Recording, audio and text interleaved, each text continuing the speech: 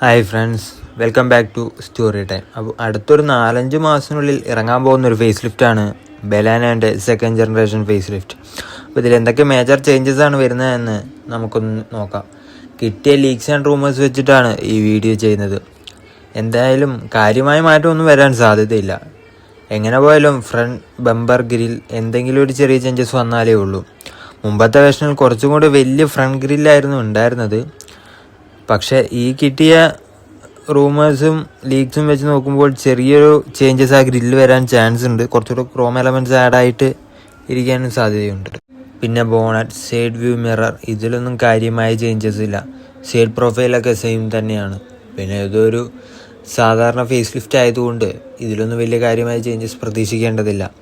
പക്ഷേ അവർക്ക് അലോയ് വീലിൻ്റെ ഡിസൈനെങ്കിലും ഒന്ന് ഇമ്പ്രൂവ് ചെയ്യാൻ ശ്രമിക്കാമായിരുന്നു. ഇനി റെയർ ഡിസൈൻ നോക്കുകയാണെങ്കിൽ പഴയ പോലെ തന്നെ. ഇനി അതിലെന്തെങ്കിലും ചേഞ്ചസ് വരികയാണെങ്കിൽ റെയർ ബെമ്പറിലും ടെയിൽ ലാമ്പിലും മാത്രമായിരിക്കും. ചെറിയ രീതിയിൽ എന്തെങ്കിലും അതിൻ്റെ അകത്ത് എന്തെങ്കിലും ഒരു ചേഞ്ചസ് എലമെൻറ്റ്സ് എന്തെങ്കിലും മാറ്റുന്നുണ്ടെങ്കിൽ മാത്രമായിരിക്കും ടെയിൽ ലാമ്പിൽ എന്തെങ്കിലും ഒരു വ്യത്യാസം കാണാൻ സാധിക്കുക. എക്സ്റ്റീരിയറിൽ ഇത്രയൊക്കെ ചേഞ്ചസ് തന്നെ പ്രതീക്ഷിച്ചാൽ മതി. ഇനി നമുക്ക് ഇൻറ്റീരിയറിൽ നോക്കാം. പ്ലാറ്റ്ഫോമൊക്കെ നോക്കുകയാണെങ്കിൽ പഴയ ആദ്യം ഇറങ്ങിയ അതേ പ്ലാറ്റ്ഫോമിൽ തന്നെയാണ്.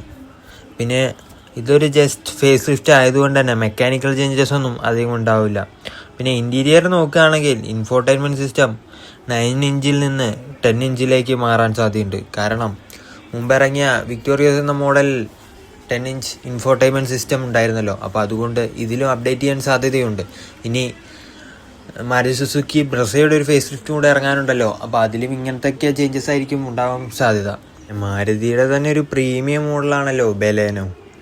അപ്പോൾ അതിൽ 360 ഡിഗ്രി ക്യാമറ, വയർലെസ് ചാർജർ എന്നിങ്ങനെയുള്ള പ്രീമിയം ഫീച്ചേഴ്സ് ഓൾറെഡി ഉണ്ട്.